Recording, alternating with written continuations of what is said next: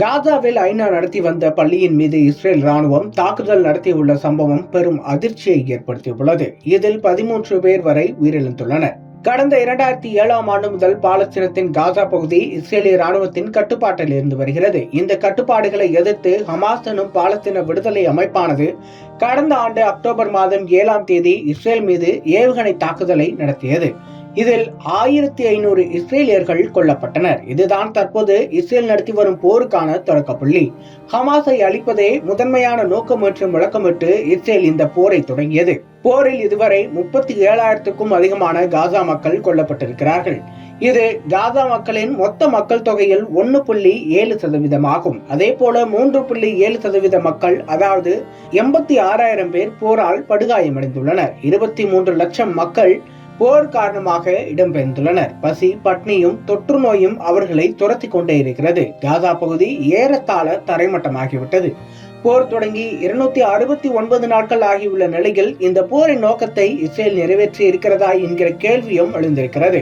இதற்கான பதிலை இஸ்ரேல் செய்தி தொடர்பாளர் ரியர் அட்மிரல் டேனியல் ஹகாரி தெரிவித்திருக்கிறார். ஹமாஸ் என்பது ஒரு சிந்தனை, ஹமாஸ் ஒரு கட்சி, அது மக்களின் இதயங்களில் வேரூன்றி இருக்கிறது.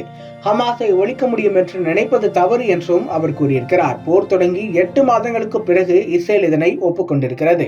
ஹமாஸின் சுரங்க பாதைகள், அதன் முன்னணி வீரர்கள் மற்றும் தலைவரை அழித்து அவர்கள் பிடியில் உள்ள 240க்கும் மேற்பட்ட பணைய கைதிகளை மீட்க இஸ்ரேல் திட்டமிட்டிருக்கிறது. ஆனால் 8 மாதங்கள் ஆன பின்னரும் இந்த இலக்கை எட்ட முடியாமல் இஸ்ரேல் திணறி வருகிறது. சூழல் இப்படி இருக்கையில் தான் போர் காரணமாக 80% பாலஸ்தீன மக்கள் போர் காரணமாக இடம்பெயர்ந்துள்ளனர் என்று ஐநா மனித உரிமைகள் ஆணையம் தெரிவித்துள்ளது. காசாவுக்கான ஐநா மனிதாபிமான ஒருங்கிணைப்பாளர் சிக்ரிட் காக் இதனை தெரிவித்திருக்கிறார். 10 லட்சத்திற்கும் அதிகமான மக்கள் இடம்பெயர்ந்துள்ளனர். அவர்கள் தங்குமிடம், பாதுகாப்பு குறித்து மிகுந்த அவநம்பிக்கையில் இருக்கின்றனர். போரினால் பாதிக்கப்பட்ட பகுதிக்கு போதிய உதவிகள் கிடைக்கவில்லை. எனவே போர் நிறுத்தம் அவசியம் என்று அவர் கூறியிருக்கிறார்.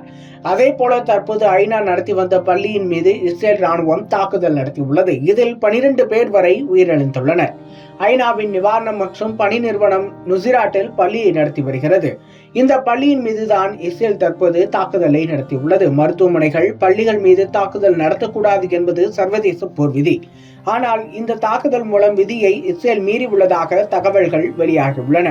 அதே போல கடந்த 24 மணி நேரத்தில் இஸ்ரேலின் தாக்குதலால் 29 பேர் உயிரிழந்துள்ளனர். இதில் 5 பத்திரிகையாளர்களும் அடங்குவார்கள் என்பது குறிப்பிடத்தக்கது.